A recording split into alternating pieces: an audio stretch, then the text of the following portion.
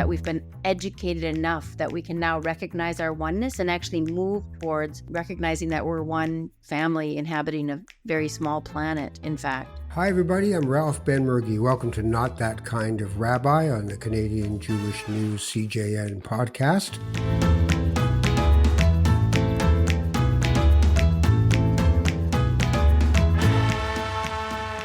Happy to be with you and hope you're well and thriving wherever you are and whatever you're doing at this particular time.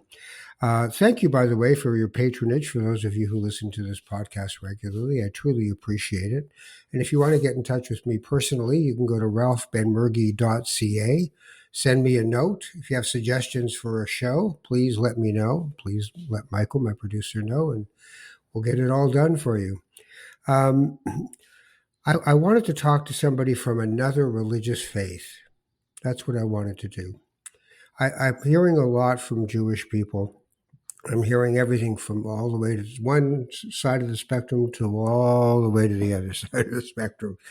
But I don't want it to just be that kind of conversation, because I do think Reb Zalman Schachter Shalomi once said that the religions of the world are like vital organs in the body of the universe, and that we end up with a situation where we can learn from each other, but we also that we need each other so that we can grow and not do what a lot of people think a religion is about, which is etched in stone thought. So as living organisms and living organs, I thought it was time to find another, maybe some liver, a kidney. Who knows? Lungs, that would be good.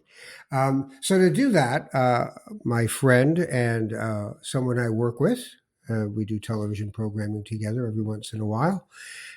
She has been the producer and creator of Little Mosque on the Prairie, for those of you who know that show from the CBC.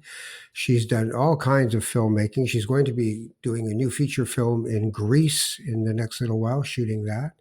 And along with her husband, Clark Donnelly, they make up West Wind Productions. Her name is Mary Darling, which is a great name, one that I wish I had, Raphael Darling. That would be nice. That would be nice. Mary is a Bahai. And we'll talk about what that means exactly to her in a moment. She is in the World Center for Bahais, which is in Haifa, if you don't know. If you've been to Haifa, you'll see tiered gardens going up side of a hill, mountain, whatever you want to call it. 19 tiered gardens that move all the way to the top. It is a beautiful structure. It is the thought center for Bahais, even though it's a decentralized religion. We'll get into all that. But I want to just say hello to my guest and my friend, Mary Darling. Hello, Mary. Hello, Ralph. It's so wonderful to be with you today. And how is Haifa today? Haifa is so hot. My face tries to melt. People seem to hold it together pretty well, but I am in the middle of a crowd and I'm always soaking wet and very unpretty in Israel. Well, I mean, I think Tel Aviv is worse, but Haifa can get pretty hot. It's crazy. At least there's a little bit of a breeze and it's beautiful. So that makes it all okay, Ralph. Yeah, and the nights are okay. The nights are beautiful. Yeah, I'll take it. I love being here. I mean, I'm only here this time for a 4-day visit, which is a brief in and out. And I look forward, my son is going to come and work in these beautiful gardens next year. And so then we can have a family visit that's longer. So I'm looking forward to that. So you're there for 4 days. What are you going to do for those 4 days?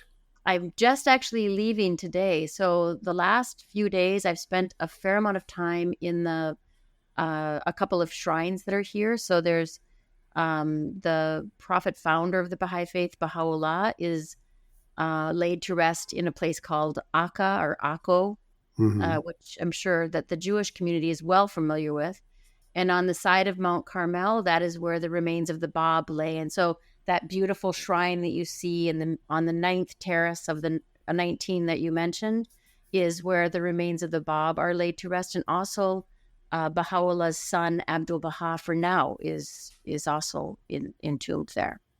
So tell me, if somebody said, "What's a Baha'i?" What's your answer? I think my answer is a Baha'i is somebody who loves all the world, and all of its peoples and all of its religions, because Baha'is believe that there's something called progressive revelation, that God promised from the very beginning that he would never leave his people alone. And Baha'is would believe, first of all, I should say I'm not speaking on behalf of the Baha'i community. This is just Mary Darling. So anything that I say that is inarticulate or not clear, blame me, not anybody else.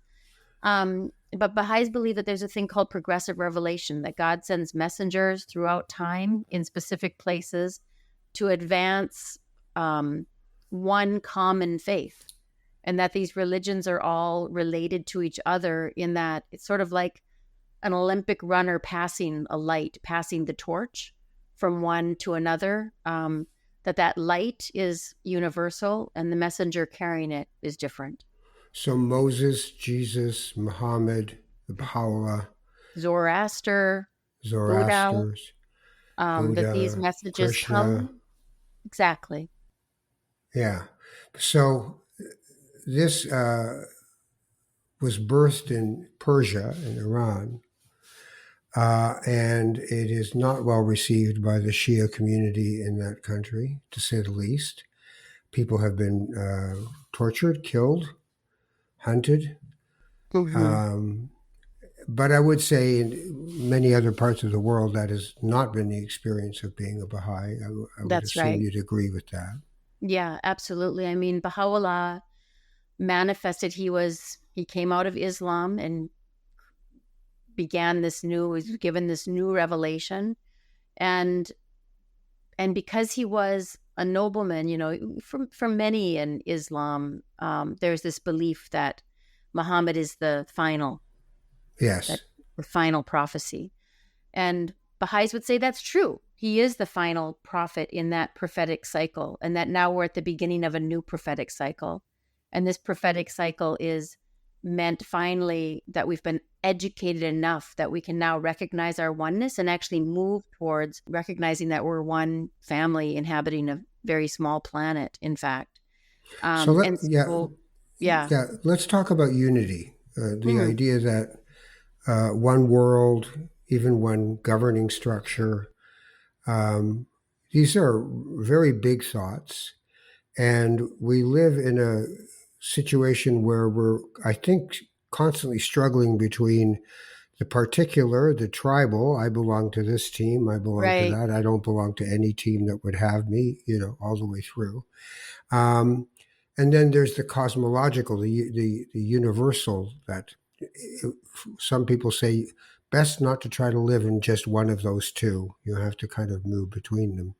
But how do Baha'is handle the idea of us all being in the same boat? Well, this idea you mentioned in your introduction about the human body, sort of the liver or the lungs or the heart. And Baha'u'llah at some point compares humanity to the human body.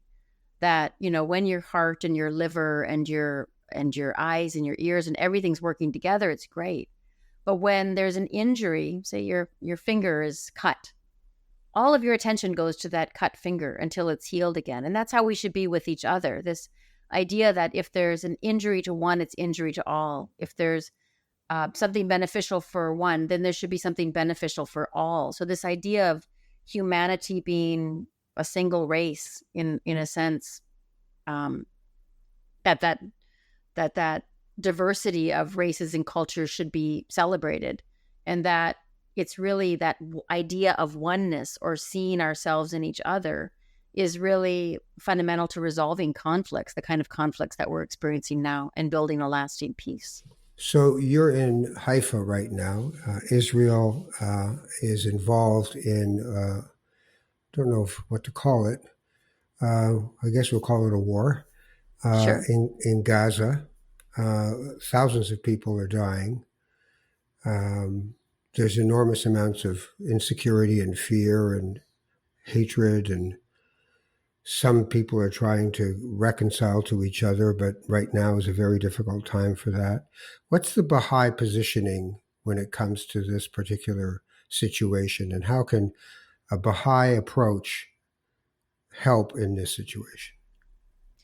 Yeah, boy, what a great question, and one that I may not be completely equipped to answer, but I'll give you an idea. I think it would be fair to say that with every passing day, things are becoming more and more desperate in the world, and that there's a lot of just escalation of tensions and of identity and of this focus on uh, I don't know, the conflict of between nations, inside of countries, um, and that in a way, I think that when you see a flood, um, that it sometimes is more than just a flood. It sometimes is that the dam is actually broken and it needs repair. And I think that for Baha'is, at some level, that's what we're thinking about. That when Baha'u'llah came, actually in the blueprint, in the writings of the Baha'i faith, there's a plan that starts right with the first letter he wrote and continues on now with the administrative center being here in Haifa at the World Center, that there's always a plan in place, and that plan is probably, if because Baha'is don't become involved in sort of partisan politics or divisive politics, I think that plan might not look like, to the outside world, it might not look like it's powerful. But in fact, I think it's incredibly powerful, because I think that if I use the dam flood analogy, that there's a broken dam, then the question is, what's broken? And part of what's broken, I think, is just how we see each other, that we've become entrenched in nationalism almost as a fetish, that we see ourselves and then we identify others and we hold them at a distance. And that these kinds of travails at a very, very powerful level, the kind of change that can happen at the grassroots through, for example, educating children to really understand the oneness of the world of humanity. If every child today was educated to understand that their first position, their first role in life is to render some service to somebody else, that if they're feeling unhappy, they should find a way to create happiness for somebody else. And in turn, that creates great happiness. Even at that simplest level, this idea of children understanding that there's not an other, that we're actually one human family, that's revolutionary. And then Mhm. another thing, Baha'is are thinking very much about the devotional character of communities, with more and more people leaving synagogue, leaving temple, or leaving churches, and finding this place of, either spiritual but not religious, or agnostic, or even atheist, that there's this loss of something in a community, which is this devotional character of a community that unites people, in some forward moving vision. That again, by bringing together strangers, even in your own home, like I know that you do Shabbat in your home on Fridays, that's a very important act, because it's bringing people together without technology, having conversations, getting to know each other, and recognizing, even in those small circles, things begin to radiate out. Um, and then the other thing I think that is about the dam being broken and needing that reconstruction. So not focusing on the immediate conflict, but not focusing on the flood, but focusing on the broken dam, I would say, would be things like learning together. And so Baha'is have this thing called the Institute, which is really studying writings together. In fact, the first book of the Institute focuses on, who are we? Are we material? Are we spiritual? If we're spiritual, what is a soul? How does a soul progress? What's the importance of recognizing that our first identity is our soul, and our second identity can be all of these other things that we want to identify as, because that soul is the one thing that we actually have in common. And so if we can see each other in that way, it kind of addresses that broken dam as well. But yeah, there's, I would say that people might look at what the Baha'is are doing and think, well, isn't that nice? Sweet. What a Um, charming group what of a people. charming, what a nice, friendly forest. Well, even in the Jewish faith, there is all kinds of tension between Jews as to who's a Jew and what's a Jew, Right, and how Jewish do you have to be, or how little can you be Jewish and still be Jewish, and maybe I'm not. It goes on right. forever. Yet there's over 30 references in the Torah to loving the stranger, That's right. and Yeah, but loving the stranger, even within a religion, can be contentious itself. And for many people, religion itself is the problem. right, People are seeing the conflict that's going on now and assuming that it is on religious lines, that you're either a right. Muslim or a Jew, but there's Christians involved. I mean, so these are wonderful ideas to come together. But what is it on the ground that can happen? How do you put into practice the ideas that you're talking about? How do you make them real?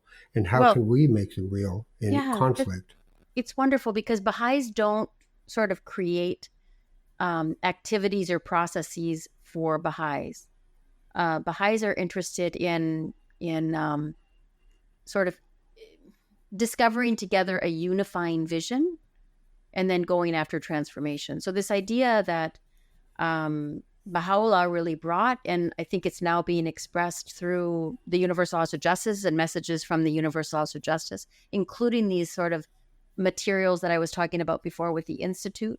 It's really about community building, that Baha'is around the world are engaging not just with themselves, which so often happens that communities get siloed and they stay with themselves and don't spill out together, although there's been some great interfaith work done by a variety of organizations over the years, but that the Baha'is around the world are really engaged in community building activities that promote social cohesion. So people coming together and then mutual support. And this idea of mutual support is really, really important. It's like, how do we look out for our and other people's aspirations and help to accompany each other to let those aspirations come to life? So if somebody has an aspiration and love for children, how are those capacities, whether you're a Baha'i or not, embraced to come into a process that advances a community together, not a siloed community? And so Mm. those activities, like I said, are like devotional programs or either opening up your house. Some cities have Baha'i centers. Some cities have neighborhood centers and things like that. People just work in parks, for example, starting study circles or children's classes, or even like junior youth groups that are really meant to, I don't know, I guess I'd say build spiritual and moral capacities and capabilities. So there's a thing there that, so in the writings of your faith, the idea is this is the next prophet of the new prophet, and it's 1,000 year cycle, Right. right? So there's also an instruction for a moral life and a spiritual life. You can do this, you can't do that. You can't drink, but you can do this. You can't be gay. Well, you can, but You can be it's not gay. it's not accepted as the right thing to do. Um, these kinds of things. So these are also, once we get into moral structures in any faith, then we get into how much can we deviate from the writings or the teachings, and how do we interpret them as modernity takes over, and how do those writings not end up separating people even more? So that seems to me to be a challenge. Yeah, I mean, I think that anytime that dogma gets involved, there's going to be a challenge. Where the and that's in true in every religion. When there's an us and a them, or things are separated into sort of concrete ideas, that there's always going to be a problem. And I would say that, when Baha'u'llah came right from the very first days, he created a plan, and that plan then continues through it passed from Abdul Baha or from Baha'u'llah to Abdul Baha, and then a figure that Bahais called the guardian. Abdul Baha named a guardian, which was his grandson, Shoghi Effendi. And then it went to eventually to the Universal House of Justice, which is now the governing body of the World Center. There's none of the members of the Universal House of Justice have any more power than I have as a Baha'i. There's no clergy. But Baha'u'llah promised that if this Universal House of Justice would be eventually formed, that it would be guided and directed by him.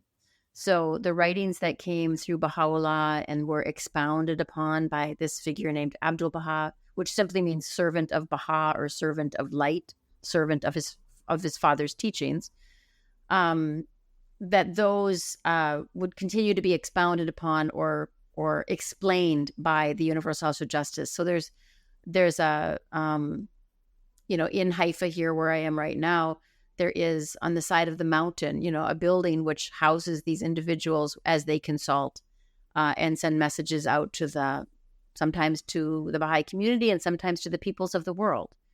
And it's true that, not all of those teachings may be immediately understood, but when you talk about even, for example, homosexuality or the gay issue, there's never a barrier between an individual's soul and their connection to God in whatever form that comes. In other words, Baha'is would never judge somebody for deciding to be gay by living a life of being gay, of having a same-sex partner.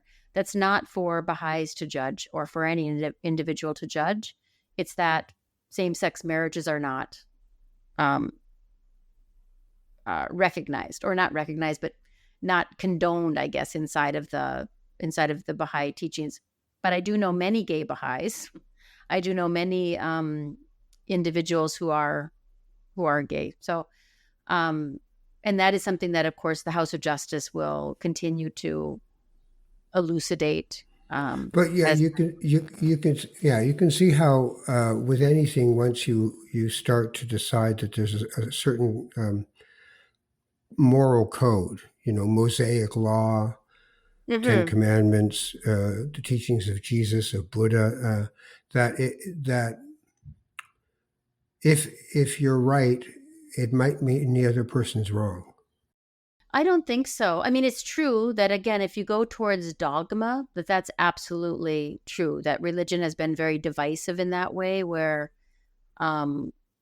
moral teachings may be seen as restrictive. Baha'u'llah says, I have revealed, he says, trying to remember exactly how he says it. He says, like, think not that I have unveiled a mere code of laws. He said, rather I've revealed the choicest wine. It's probably not the perfect quote, but that's what he says. And so I think sometimes we think that maybe a messenger will come along and say, hey guys, you're doing great. You nailed it. It's fantastic what you're doing down there. Let's just keep that up, and I'm sure things will work out, But it seems that in every religion, every religious dispensation that comes, there's both spiritual teachings and then there's social teachings or laws. And those spiritual teachings seem to be incredibly universal. They're the golden rule. Do unto others as you would have them do, or treat Right, your which is brethren in better. every religion. Always Yeah. the same. But But so so we seem to be so have to be reminded of that constantly. okay, so if you got on the highway right now and drove down from Haifa, in a few hours, you'd be in a war. What what does a Baha'i do in that situation? I mean, do you just sort of go, guys? Like, what do you do? How do you take this into practice in a world that is very visceral and very violent at times, with people with highly entrenched ideas? Do you just sort of just keep doing the Baha'i thing and hoping people catch on, or do you intervene in some way through governing global federated bodies? It's a very good question, Ralph. Baha'is are active in local communities, national communities, and at the international level. So from the level of the Baha'i international community, I know that there's a lot of consultation at various levels, which is addressing, I think, head on this idea that recognition of the oneness of the world of humanity is the first thing. So any conflict would be considered wrong. In terms of what we do, I would say that mostly the Bahais aren't driving over to the edge of the conflict, but rather really thinking about neighborhoods and communities and institutions at those three levels, and how they are not just institutions, but people at the grassroots. And I know that, we have like Wednesday night gatherings at our house where we sometimes have 100 youth from the local community. And one of the things that we talk about a lot in those gatherings, it's very simple. At the end of almost every one of those gatherings, I'll say, the main thing to do at the end of this is just think about how you think. Think about how you think. Are you thinking in a way that's conducive to building something? Or are we engaged in this idea of if you think about what's happening in the world, there's like a great deal of disintegration happening right now. We see it in our political systems. We see it in our families, like right at the grassroots and right at the highest levels. Conflicts between countries and all of that. And at the same time, if you think about the seasons, anytime that there's winter or disintegration, there's also another season coming. That season of springtime is also coming. And so, or this time of integration, that's a very real and natural thing. So I would say Baha'is are more engaged with that idea of building something new, knowing that there are many incredible institutions that are trying to deal with the catastrophes that are happening on the planet today. And it's not that Baha'is aren't in the camps in Rohingya, with the Rohingya in Myanmar, right. or trying to do things. It's not to say that Baha'is aren't engaged at those levels, boots on the ground, but that the plan really is focused very much on trying to be that building of something new in the heart of all of that, while things are falling, trying to build something.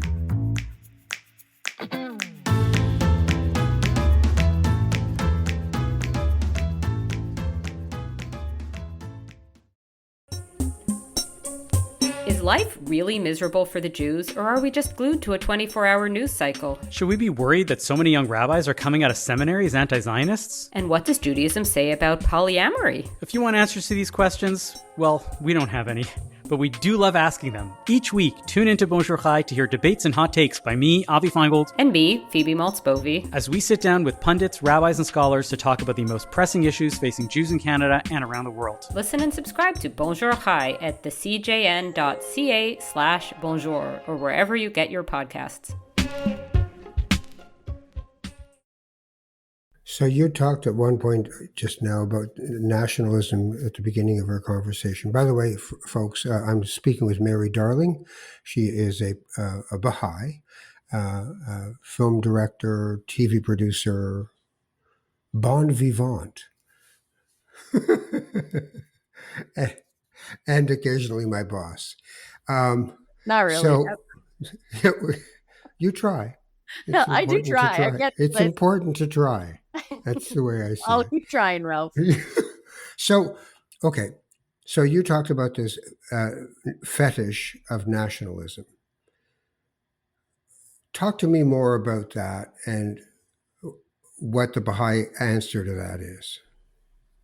Yeah, I mean, I would say that if you think from a historical standpoint, and I think we've talked about this once before when we were baking under the lights of a TV show you were doing. If you think about, you mentioned the word tribes before. If you think about our tribe, moving from that tribal place into a village, into a city state, into a country or a nation, the birth pangs that came with each of those leaps as we created larger and larger social structures away from families or tribes and out into a city state or a nation state. You can imagine how great the the labor pain would be that would move us from nation state into a global community. And I'm not talking about globalism. I'm not talking about giving I up. don't even I don't even understand what that word means. I think I it has actually more to see do it with as capitalism than being recognizing that we're a tiny speck in the universe inhabited by humans that are more alike than different. I actually think that it's a dog whistle of anti-Semitism, that the Jews will control the world, the Protocols of the Elders of Zion, which is available in many bookstores in the Middle East. Interesting. I hadn't thought about it Um, that way, but sure. yeah, that's what it means to me, and it's a dangerous That's a place. I mean, dangerous word. But this is the idea that we're moving now into a place where, look, we're given a lot of opportunities to recognize we're one human family. If you just look at climate, if you just look at climate change, you see that it's nothing that can be solved by one country changing a policy. It can't be solved by an entire continent, say, changing a policy. It can't be solved unless everybody changes its policy and changes the way that it thinks about things. Again, thinking. How do we think about things?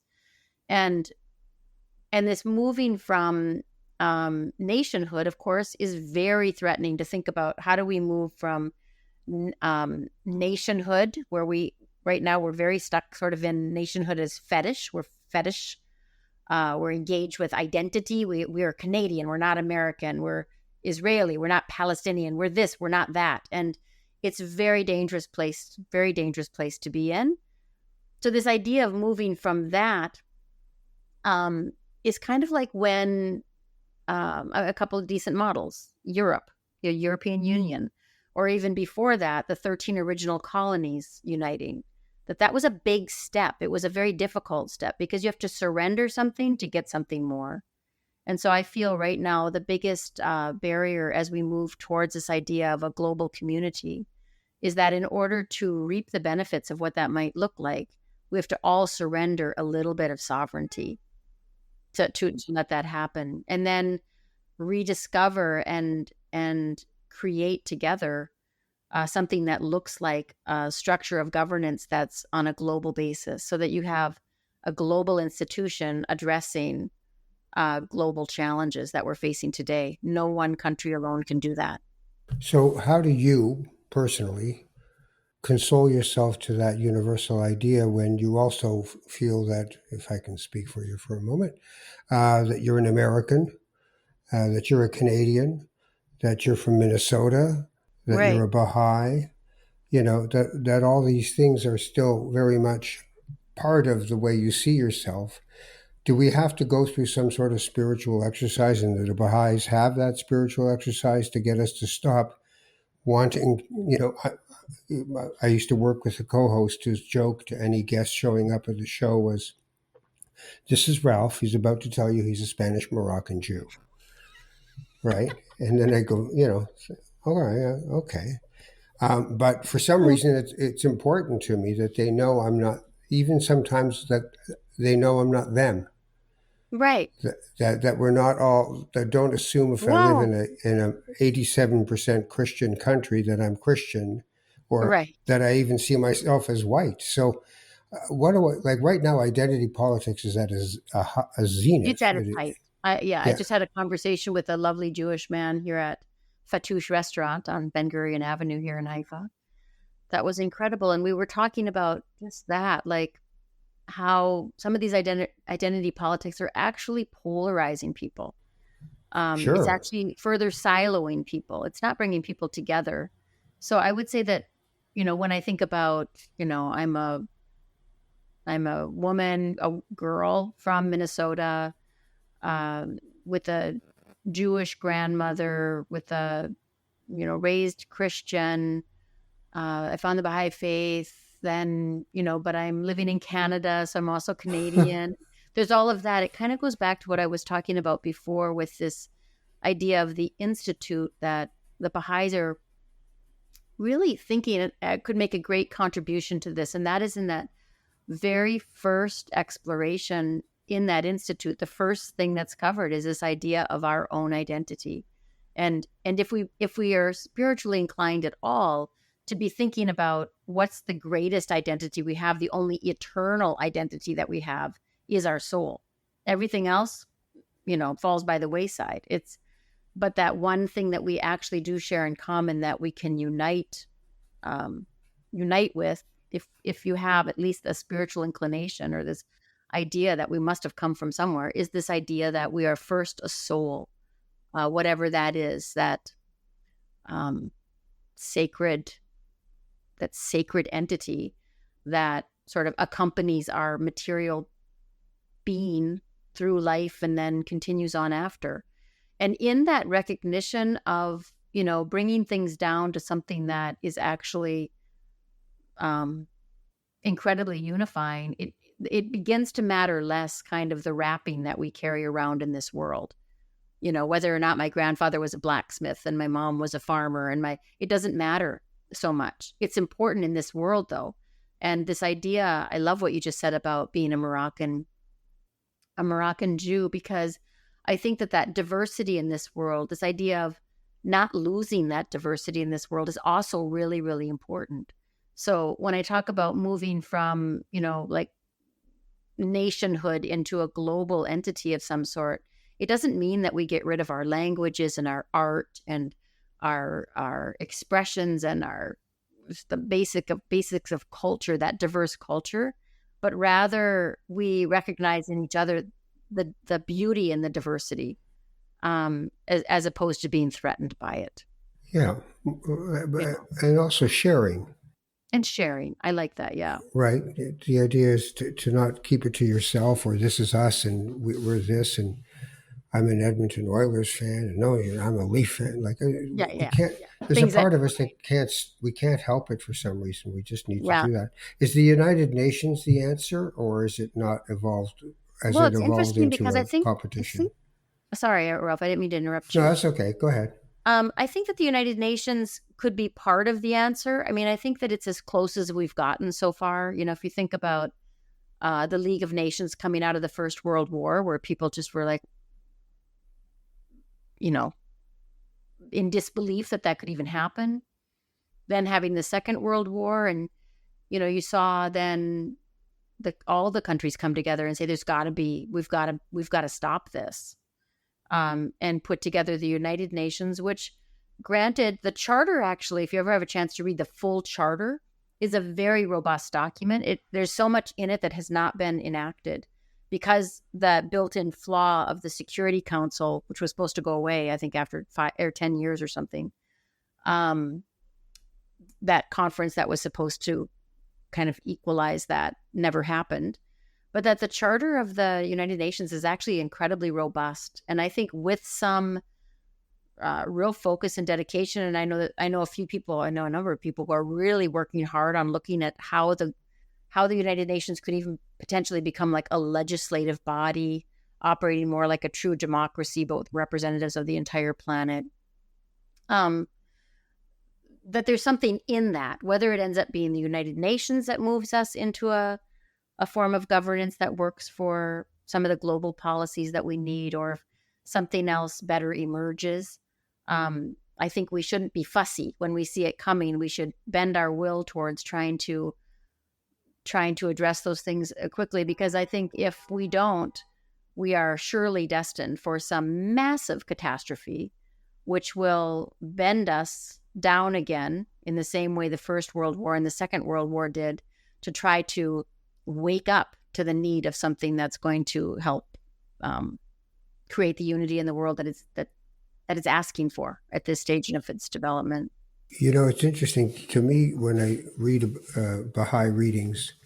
I see it as an aspirational religion, one of hope. When I read Torah, I see it as a reflection of the inadequacies and the faults and the frailty of the human condition and the attempt to overcome it. Like when you talk about we're all part of one family, well, so were Cain and Abel. Right. So were Jacob and Esau.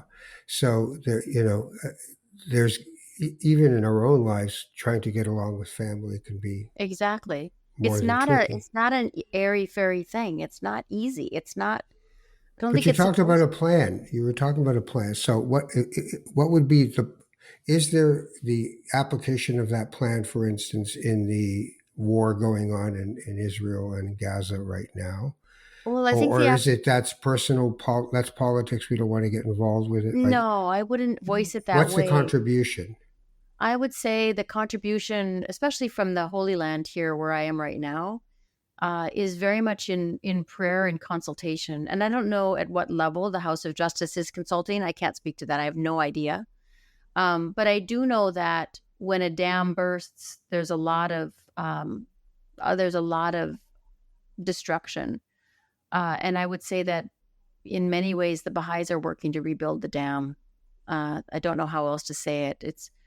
It is more than prayers. It's in action, but it does include prayers as well. It is in educating children, empowering junior youth to have a voice, empowering youth to think differently.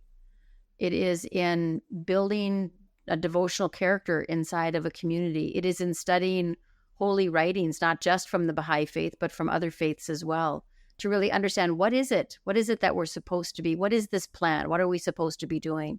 And it's really a monumental undertaking, I would say, that from a Baha'i standpoint is encompassing the entire planet. And, it's not that Baha'is are unaffected by what's going on in the world and the travails that are happening in the world. It's more that I would say that we can't be paralyzed by them, that this dam needs to be built regardless of what's going on around it. And it's not that we're not saddened by what's going on in the world. We're incredibly saddened by what's going on in the world. It shouldn't be happening at all.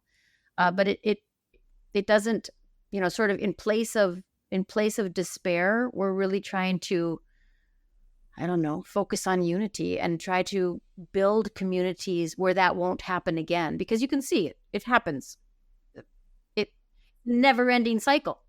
So the only thing that can stop the cycle is a new way of thinking, a new way of being, a new way of training children, a new way of recognizing our own oneness. Going back to the example of the human body, right now in Gaza, a very short drive from where I am, there's a broken heart, a bleed that's happening. There are many people who are trying to put pressure on that to stop the bleed. I would say that the plan that the Baha'is are trying to undertake, not alone, but with everybody, is about creating the condition where that bleed doesn't happen to begin with, because it just wouldn't be possible with the right kind of training and educational underpinning. And this idea of prayer is a very interesting thing, because I think that our especially in North America, we always hear, what is the saying again, Ralph? Like prayers and thoughts and Oh, prayers, thinking thoughts and thoughts and prayers. prayers, right? Yeah. And I know people who might say that they're praying for me, and I'm always very happy when I hear that. I'm not 100% sure that it happens, but I do know that when I ask people to pray for me, I asked somebody yesterday, this film that we're making, I'm just terrified by it. Like, it's the scariest thing I've ever done, and I'm excited about it, and I'm scared by it, and maybe that's the right posture to be in. I don't know, but it terrifies me. And I asked my friend, I said, will you say a prayer for me every day until I'm done through post? And I know she'll do it. Like, she should be credited. She should have the biggest credit on the film in my mind, because that's true service. Like, prayer is, I would say from a Baha'i standpoint, prayer is real. It's a conversation with God. It doesn't mean that we say, I want to be rich, and we become rich, or it's like, the most mature prayer we can offer is that we can be submissive to his will and happy with what comes. But that doesn't mean that we're not doing the work, Right, of trying to rebuild communities, but that we shouldn't just say, we shouldn't downplay prayer. right. Madam, Mm. I believe we have finished the interview. No, come on. I've got like 10,000 more things to say. I know you do. Believe Well, me. I hope that it was of some assistance. I never feel very interesting or articulate. I No, just feel, no. I mean, look, I really am trying to find from other faith traditions things that can help the people who are really struggling, not just the people who are actively involved in the violence, but people all over the world who are struggling with the idea of, where's the moral compass? Where is it leading? Is it which way is it yeah, pointing to? And how do we find a way to not be like this? And yet, it also seems to be an innate part, mostly driven by fear and the fear of scarcity and the fear of the other right. and ignorance. In the Baha'i faith, if you have a male and female child and you can only educate one of them, educate the female, because she will be carrying on the tradition closest to the next generation of children in that Yeah, situation. So, yeah. everybody has these pearls and they're important, but we got to figure out how to make it work for more than just a few. It's And find that place that's really the ultimate haven for people. This idea of there being sort of as things fall, think of the autumn, as things fall and things change, there's convulsions that happen in the world. It often brings about new ways of thinking and new ways of being. And but so these, that can also be messianic thinking, apocalyptic thinking, mm, tribulations, those kinds. So that the thing has to fall apart. But you know what? For people who spiral into unfortunate paths in life, you got to get, when do you hit bottom? When do you get sick and tired of being sick and tired? yeah, And it's one of those things that, unfortunately for us right now, we're in a situation where the planet is not sacred and the relationships we have right. to it. But I think a lot of that has to do with a whole other aspect, which I'll get into if I find myself a Buddhist. Because in the Buddhist tradition, this is a question of non duality, that there is no you and something else, Yeah. that there is only all. And that, Diamond Sutra, all kinds of wonderful things. But that's a whole other conversation for a whole Yeah, other that's a whole person. other conversation and a very exciting one. I think that this idea, the principle of the oneness of humanity, is a vision broad enough to Yeah, unite. in the Buddhists, they'd go not just humanity, the oneness of all, that you are The oneness of stardust. all. You're literally stardust. So we'll figure it out. Mary Darling, I appreciate it. And I wasn't using that as a term of endearment. Oh, I'm But I'm disappointed. well, Darling is a tricky last name.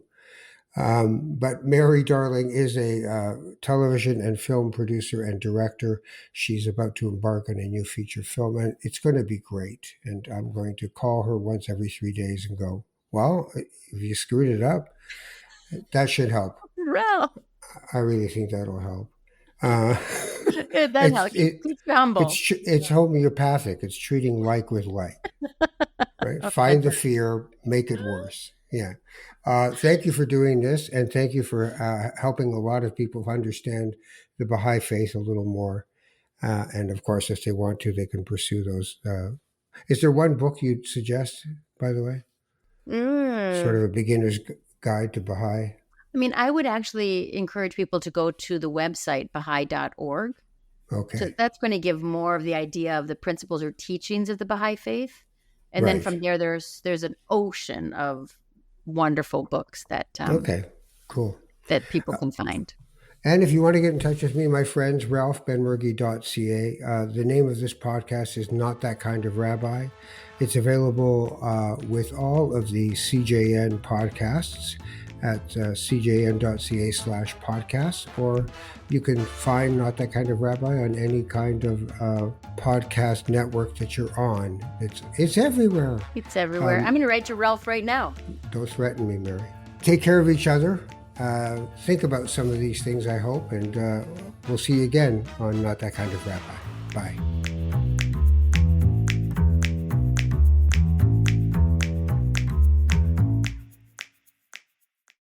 Yo, remember that joke from Airplane? The old lady asked for some light reading. How about this leaflet, famous Jewish sports legends? But in actuality, that's changing. Jews are crushing it in sports around the world, and we are here to celebrate them. Sandy Koufax gets his 10th strikeout. Zach Hyman, his first career hat trick. 41 points for Diddy Avdia. It's Sue Bird's building. I'm Gabe. And I'm Jamie. We love Jews and we love sports, but most of all, we love kvelling over Jews in sports. Together we host Menschwarmers, the longest-running Jewish sports podcast in the world. Listen and subscribe at thecjn.ca and wherever you find your podcasts.